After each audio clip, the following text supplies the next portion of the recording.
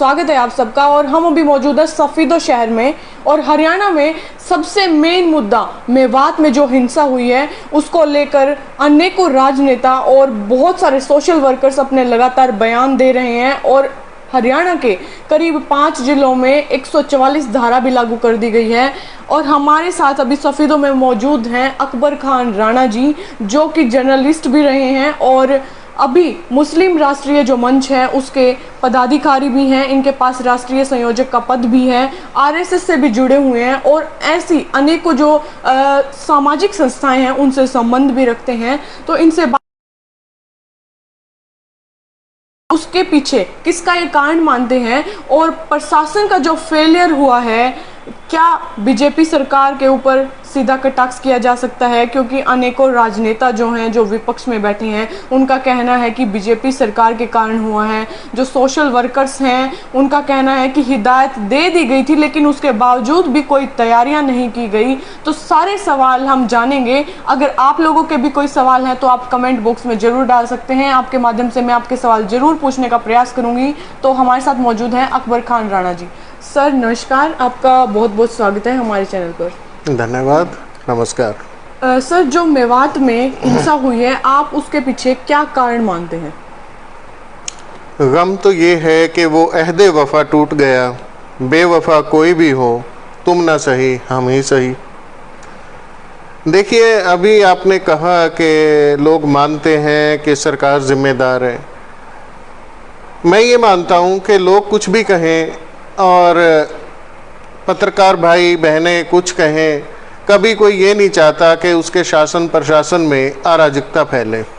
हर व्यक्ति, हर सरकार, हर प्रशासन यही चाहता है कि संपूर्ण रूप से शांति, अमन, चैन और व्यवस्था बनी रहे और अच्छे तरीके से लोग रहें और भाईचारे के साथ, अमन के साथ लोग रहें और उनकी सरकार की वाहवाही हो। सर, जो वहाँ पर हिंसा हुई है उसके बाद बयान निकलकर सामने आ रहे हैं कि पहली आशंका लग चुकी थी और प्रशासन तक भी, यानी पुलिस फोर्स तक भी, नेताओं तक भी, जो वहाँ के अभी हाल फिलहाल के एमएलए हैं उन तक भी खबर पहुँचा दी गई थी कि इस प्रकार की हिंसा हो सकती है। तो उसके बावजूद भी वहाँ पर कोई तैयारियां नहीं की गई, ना ही जहाँ पर आग लगाई गई है वहाँ पर पुलिस की फोर्स ज़्यादा मिली है। तो इसके पीछे आप क्या कारण मानते हैं? क्या ये पहले से ही प्री प्लान था? सब देखिए, जाती है, शांतिपूर्ण तरीके से निकाली जाती है, फिर भी पुलिस की जो व्यवस्था होनी चाहिए थी वो व्यवस्था थी वहाँ पे। और जैसा कि आप बोलते हैं कि सबको, मतलब तो ये हुआ कि लोगों को ऐसा क्या पता था कि ऐसा कुछ होने वाला है? ऐसा किसी को नहीं पता था। घटनाएं हो जाती हैं, एक्सीडेंट हो जाते हैं, भूकंप आ जाते हैं, बादल गिर जाते हैं। उसी प्रकार की मैं इस घटना को मानता हूं। इसमें शासन, प्रशासन और सरकार का कोई दोष नहीं है। ये एक दुखपूर्ण और दुर्भाग्यपूर्ण घटना हुई है और शरारती तत्वों की वजह से ये घटना हुई है। जी जी। इस घटना के कारण जो अन्य 5 जिले हैं जिनमें 144 धारा लगाई गई है, एग्जाम्स कैंसिल हो गए हैं, जो भविष्य है उनका क्या कसूर है? इस हिंसा की वजह से जो देश में अभी लॉस हो रहा है, एजुकेशन की बात करें या फिर अन्य जितने भी गवर्नमेंट ऑफिसेज हैं, उसमें इस जनता का क्या दोष है? वो सब क्यों झेल रहे हैं? नहीं, जनता का कोई दोष नहीं है, परंतु कुछ शरारती और मैं कहूँगा गंदी मानसिकता के लोगों की वजह से ये सब कुछ हम सबको, आपको, हमको और बच्चों को और उनके अभिभावकों को जो एग्ज़ाम दे रहे हैं, उन स्टूडेंट्स को ये भुगतना पड़ रहा है। इसीलिए तो मैं कहता हूँ कि ऐसी मानसिकता के लोगों का दिमाग ठिकाने लगाने के लिए सरकारों को कड़े कदम उठाने चाहिए। जो हो चुका वो तो हो चुका। अब उनको, जिन्होंने ऐसे इस तरह की घटनाओं को अंजाम दिया है और सरकारी और देश की संपत्ति को नुकसान पहुंचाया है, निजी संपत्ति को नुकसान पहुंचाया है, उसकी रिकवरी उन्हीं लोगों से की जानी चाहिए, यूपी की तर्ज पे। जी जी। सर, एक सोशल वर्कर हैं जिनका नाम हरीश शिकारा है, शायद आप जानते भी होंगे, उनके द्वारा आज सुबह ही एक बयान जारी किया गया है, एक वीडियो बनाकर सोशल मीडिया पर उनके चैनल मतलब उनके पेज है जो उनका खुद का आईडी से कि जो बीजेपी सरकार है वो पाकिस्तान की सरकार से जुड़ी हुई है। ऐसा उनका कहना है कि बीजेपी सरकार पाकिस्तान की सरकारें मिली हुई हैं और ये हमारी जनता को, भाईचारे को ख़त्म कर रही हैं। ये सिर्फ ये चाहती हैं कि अगली बार भी हमारी ही सरकार आए। इनको इस बात से मतलब नहीं है कि जो देश में हो रहा है भाईचारा ख़त्म हो रहा है। आप भी बीजेपी पार्टी से जुड़े हुए हैं, उनके इस बयान पर आपका क्या कहना है? देखिए, हर्ष शिकारा जी, और मैं खैर इनको नहीं जानता।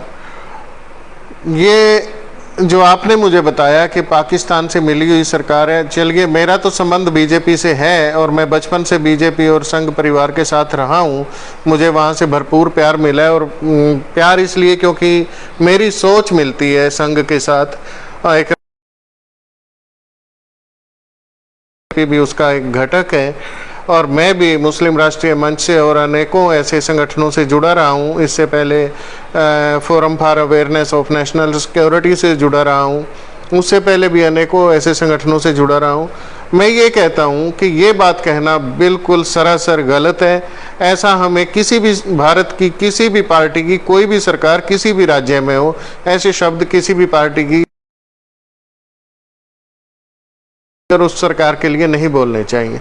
ऐसा कतई मुमकिन नहीं है कि पाकिस्तान जैसे देश से मिलकर हम अपने देश में अराजकता फैलाएंगे। यह हम अपने विवेक और अपनी बुद्धि से सोचें, क्या हम इतने गिर सकते हैं कि हम एक दुश्मन राष्ट्र के साथ मिलकर और अपने ही देश में अराजकता फैलाएंगे? बहुत ही दुर्भाग्यपूर्ण किसी ने जिसने भी ये बयान दिया, ये अच्छा नहीं है। जी जी सर,